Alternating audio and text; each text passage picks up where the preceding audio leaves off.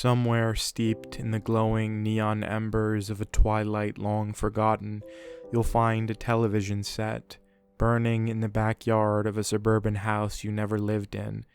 Or did you? Wandering through the neighborhood, you'll see the other houses that you think you recognize. Didn't Tommy so-and-so live there? Oh, I remember that one. Mike this and that used to live there with his grandma. The past sort of blends together and away, leaving the vague imprint of something that was and was not, that happened and did not. And of course, it's all soaked in nostalgia. The red LED lights through the thin curtains of a bedroom window as the night wanes. That feeling of staying up past your bedtime with your ear to the door, making sure your parents don't find out.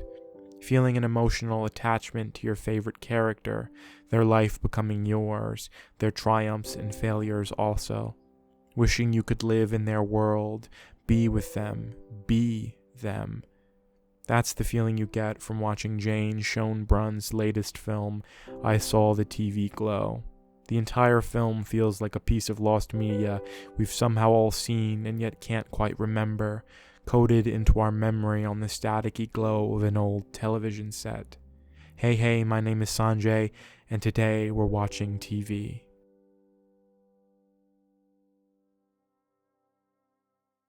I Saw the TV Glow is loosely plotted, with the story taking place over the course of our main character's life.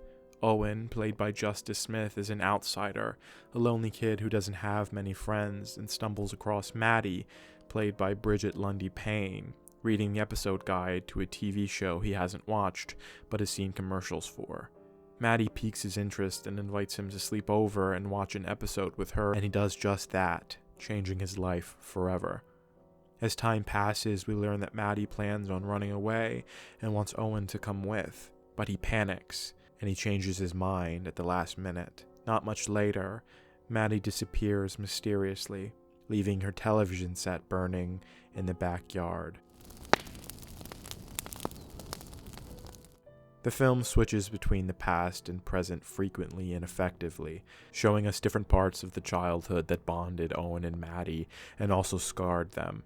There's this ambiguous othering of these two characters that's taken place, and it isn't quite explained. Maddie mentions her stepfather breaking her nose once before, and, in another scene, he can be heard yelling in the background. In a similar vein, while it's never explicitly stated that Owen's father is abusive, after young Owen asks his mother to have that sleepover I mentioned earlier, she tells him he'll have to ask his father, and his face falls.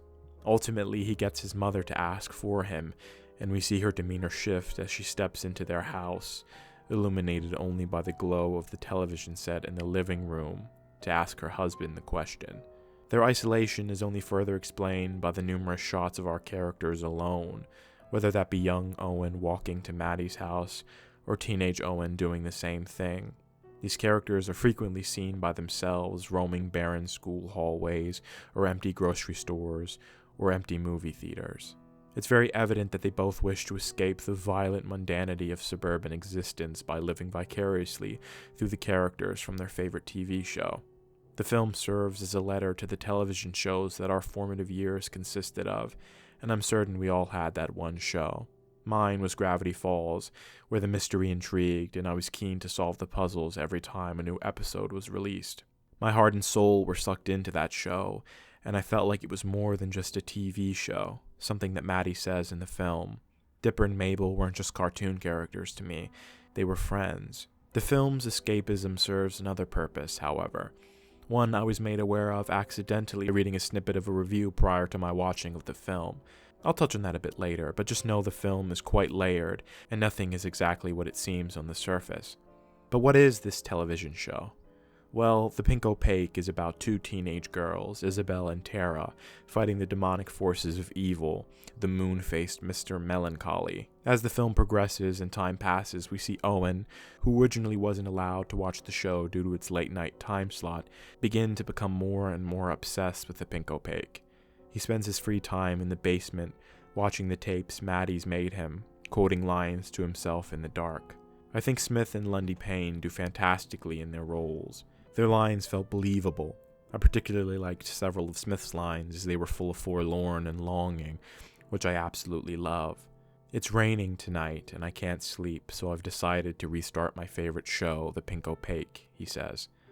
In a scene where Maddie asks him if he's into boys or girls, he answers, "I think I like TV shows." Classic. No lines felt cringy or overly explanation-y either, which I enjoyed. I like it when directors and writers give the audience time to sit with what characters have said and done rather than explaining it away in cheap dialogue. The good acting goes for the Pink Opaque characters as well. Isabel and Tara were pretty good, and they do a great job presenting that retro-feeling dialogue that's somewhat forced, but also nostalgic and genuine. I thought all the performances were solid, and they added to my overall enjoyment of the film. Everything unfolds at a rapid pace, all with a dreamlike quality. Its hour and 40-minute runtime feels very present. 2 years pass, then 8, then 20. All suggestive of that everlasting pull of the past and all the memories therein. That's how time feels when childhood ends and you're forced to grow up.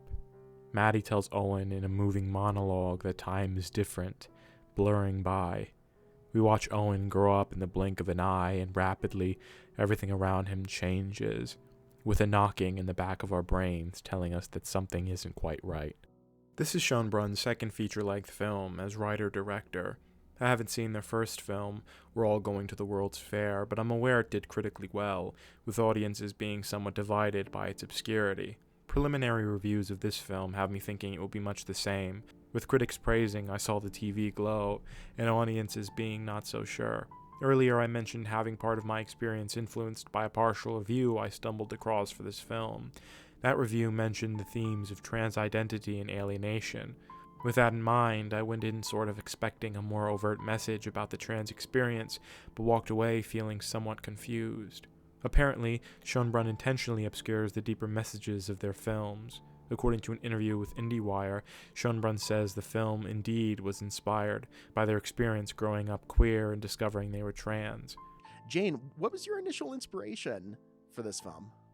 Being trans but not knowing it, stuck in the suburbs in the 1990s, watching a lot of Buffy the Vampire Slayer, and not realizing that the fact that I wished I could live in that show instead of in reality meant that I was really queer. This is echoed in another interview they gave to the San Francisco Chronicle, in which they state, "I think both of my films are directly about trans issues. I don't think in any way that I'm trying to skirt around anything about how deeply trans these films are. What I'm not doing is trying to translate it for audiences who aren't trans." There's power in nuance, and it speaks volumes to Schoenbrun's skills as a filmmaker to include such a powerful message without making it so obvious to viewers. In some discussions I've seen about the film on Twitter and Reddit, some people said they walked away without picking up on anything trans. Had I not read that review snippet, I think my experience would have been much the same. But I've read reviews of the film from trans people who said they felt validated by the film, like their experience meant something, that they weren't alone. Much like with Schoenbrun's previous film, there's been much debate about genre. Some place this in the psychological sci-fi thriller horror genres, but I'm not quite sure. It certainly has psychological and thriller elements, but I'm not sure it's a psych thriller. I was wholly under the impression it would be a horror film, taking influence from creepypasta like their previous film, specifically Candle Cove, the story of a lost television show. But I was slightly disappointed to find out that it was not a horror film at all. Sure, there are some scary and disturbing scenes, but a majority of the film isn't horror. Maybe it's an LGBT psychological drama, then. Those seem to be apt descriptors for this film. This is yet another film you'll walk away from feeling disappointed and also slightly obsessed. It's one of those films that sticks with you for days after you've seen it. While my screening was by no means packed, upon the credit roll, no one left their seat. As the lights came up, we all sat back in stunned silence as if to say, "That's it?" But I think there's a reason for that feeling, and I've heard folks say that about their previous film as well. I tend to leave my reviews spoiler-free, and I'll maintain that here, but there's decisions our characters make that build up to this feeling. One pivotal decision that changes the course of their entire lives, and only the audience knows what's happened. So, while I was disappointed when the film ended, I think that disappointment served a purpose. It was intentional. But I Saw the TV Glow is a great film.